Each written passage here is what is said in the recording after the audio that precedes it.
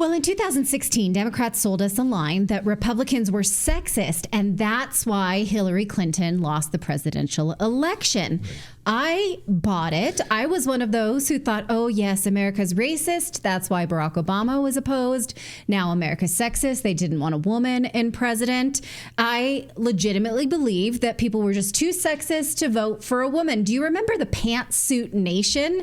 This was a 3 million person Facebook group that supported Hillary Clinton through the lens of feminism in the 2016 election. I did join this Facebook group, and I watched how people told each other that Hillary's failures were due to sexism and that Trump voters were super ignorant. Well, that narrative is now at play for Kamala Harris. The Pantsuit Nation Facebook group shut down in 2023, but they're back, you guys. They are geared up. Oh, I just joined it. For Kamala Harris's pantsuits. I just signed up for Kamala Harris's Pantsuit Nation. Well, you have to sort of authenticate yourself in this Facebook group and say that you're going to be kind and you love joy. I love joy. And you're from a middle-class family. I'm from a middle-class family. I love joy. We should start I love pantsuits. The pantsuits for white dudes movement. Well, white suits, that's was Disco Fever. That's done. Yeah. That's not an original.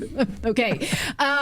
So anyone who isn't motivated by these pantsuit ladies is apparently a sexist or a white male misogynist. If you don't buy Kamala Harris as this brilliant and deserving candidate, you're a sexist. Here's MSNBC saying so. And I think they've got to double down on doing more interviews and serious interviews. Because when I'm hearing from Democratic and Republican business people and a lot of men, and she's got such a big problem with men, I think there's an undercount of the Trump vote. I think there is misogynation in all of this, black and white men. Big problem, but also the business world. They don't think she is serious. They don't think she's a heavyweight. And a lot of this is gender. But she's got to be more specific about her economic plans. You know, did you hear that? To Andrea's point, the gender divide is just so significant. You see the extent to which Harris is winning with women and that Trump is winning with men. It's huge. It's the largest one we've had in modern history. It seems to be getting bigger with time. Look, for people who know who they're going to bake for, we know like 80% of registered voters are kind of baked in, right? It's the latest PBS News poll now shows some 20% of folks say they're swayable in some way. 15% say, I think I know who I'm voting for, but I might change my mind. 5% so I don't know who I'm voting for. But I think with the things they're looking for at this stage of the game, there's no one big event, right, that's going to change people's minds one way or the other. It comes down to the issues. Yeah. All right. So it's Do you know how white men and black men, you're misogynistic against Kamala. Like if you're a white man, you're a black man out there, it's your misogyny which is hurting America right now because you won't vote for Kamala. Right.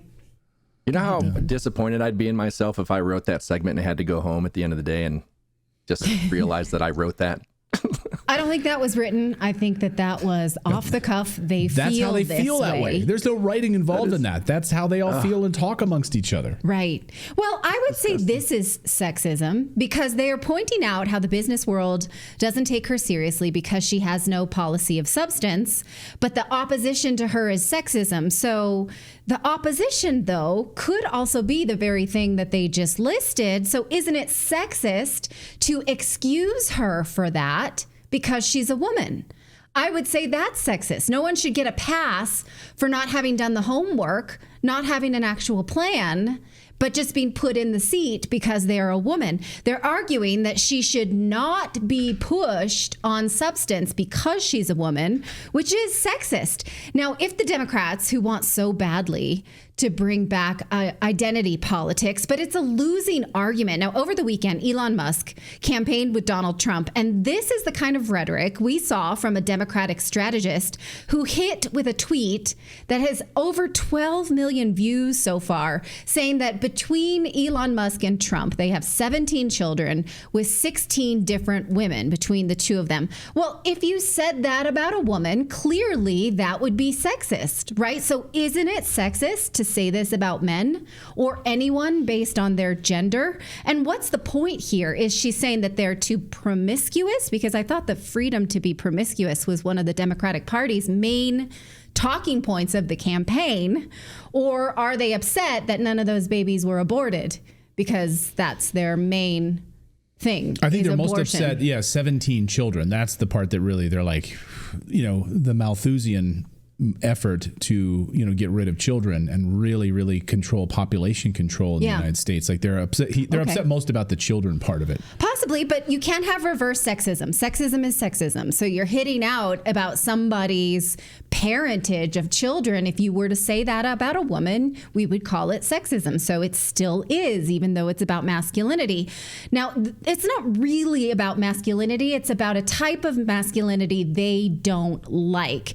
For instance, last week, Politico took issue with J.D. Vance's beard. They're saying it's too aggressive. It's an opposition to feminist ideals, they say. Okay, think about that for a second as you read this, that it conveys aggression and opposition to feminist ideals.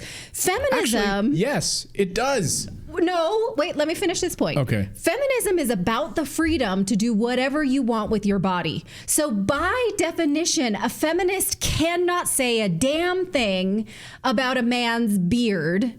That's anti-feminist.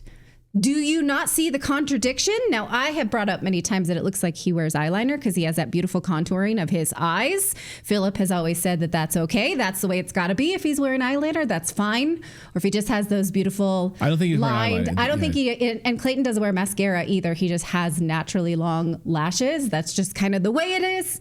And us women can be jealous about it. But that's what masculinity looks like. It has various forms. So they're saying that the beard and parenting children are the wrong flavor of masculinity. But Democrats want to have this conversation about masculinity, but then not have it because the Democratic stars who are men are hardly winners in this category. Admittedly, I'm going to give Tib Walz a point for being avuncular, because I think he's got that going for him. But who else do they have that represents masculinity? Well, they have Barack Obama. Yes, he's cool. He also is a murderer. They have Joe Biden, who has credible accusations of sexual assault. They have Bill Clinton. They're still dragging him out after they water him like a plant. Many credible accusations of sexual assault, plus Epstein patronage. And now they have... Who is this guy? Doug Emhoff. He's the second first gentleman, spouse. Second gentleman, first gentleman, whatever you call gentleman. I was going to say wife, husband of Kamala Harris, who has credible accusations of him assaulting his girlfriend, actually several girlfriends, and impregnating a nanny during his marriage. But yet still they're trying to build him up as this gold standard of supportive husband, as a redefinition of masculinity. Watch MSNBC's Jen Psaki just kind of gush all over his supportive husband role. Important part, an interesting part of how people have talked about your role here is how your role has reshaped the perception of masculinity. And I'm not sure you planned on that, but you are an incredibly supportive spouse. Has that been an evolution for you? And do you think that's part of the role you might play as first gentleman? It's funny. I've started to think a lot about this. I've always been like this. My dad was like this. And to me, it's... Has he always been like that? Because now some of his ex-girlfriends are saying that when they spoke to other men, he slapped them in public several times. There are several accounts of this, and people who have actually told their friends, their corroborated accounts, that he has done this. So the Harris campaign has said nothing about this. They will not even address it. Now, at least when Access Hollywood released the tapes of Donald Trump and the grab him by the P word tapes, he tried to explain it as locker room talk. He was forced to give an explanation. Whether you buy that or not, at least it was addressing the issue. So am I saying that Republicans are model masculine archetypes? Of course not. Lots of problematic dudes on the Republican side. Off the cuff, I think of Lindsey Graham. Marco Rubio, warmongers, right? They're not much better. My point is that making this election about gender representation is stupid and a game that neither side should play. Everyone loses that game because it's not a major issue. that Americans care about. I was distracted by this. I said many times about Hillary's gender, and I missed her murderous record. So I don't want to talk about gender anymore. I'm only bringing it up because they're talking about it, and it's stupid, and they have skeletons in their closets. Go ahead, David. And what a smack in the face to all the women with beards these days. Right. I mean, it's 2024.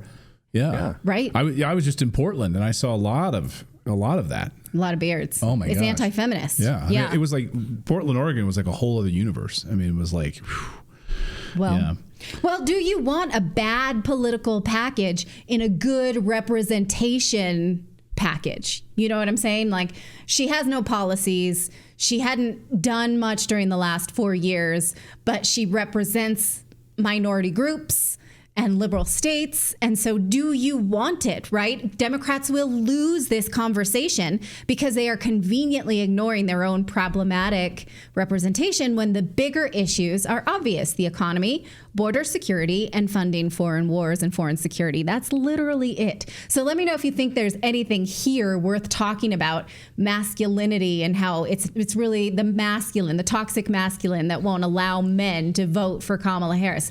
Do you see that? Tell me where you see that, if you see that, or is that just something that MSNBC can nod and say to each other and believe as they walk off set in their super ugly shoes